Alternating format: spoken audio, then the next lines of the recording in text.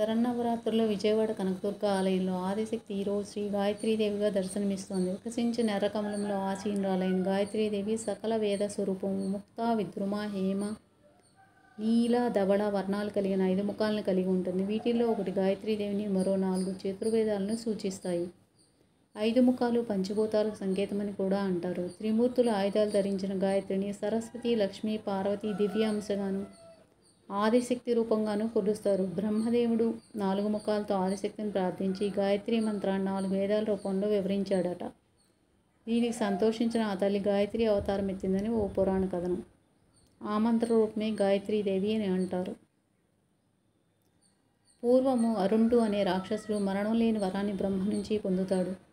ఆ వరగర్వంతో దేవతల్ని హింసిస్తాడు. అతను గాయత్రి ఉపాసకుడు కావడంతో ఎవరూ ఏమీ చేయలేకపోతారు. అప్పుడు నారదుడి సలహాతో బృహస్పతి అతని దగ్గరికి వెళ్ళి, మాలాగే గాయత్రి మంత్రాన్ని నువ్వు జపిస్తున్నావు కాబట్టి మనం స్నేహితులం అంటాడు. అది విన్న అరుణుడు కోపంతో దేవతలను అనుసరించవద్దని గాయత్రి మంత్రోపాసన ఆపేస్తాడు. బలహీనుడవుతాడు.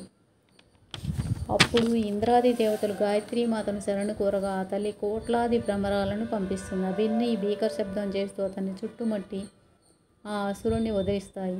24 బీజాక్షరాలతో లిఖితమైన గాయత్రీ మంత్రం మహిమాన్వితమైనది కాబట్టి ఈ మంత్రాన్ని పఠించడం వల్ల మంత్రసిద్ధి, బ్రహ్మజ్ఞానము కలుగుతాయని, బుద్ధి తేజోవంతమవుతుందని చెప్తారు. ఈ దేవిని కొలిస్తే ఆరోగ్యము, తేజస్సు, జ్ఞానము కలుగుతాయన్నది భక్తుల విశ్వాసం.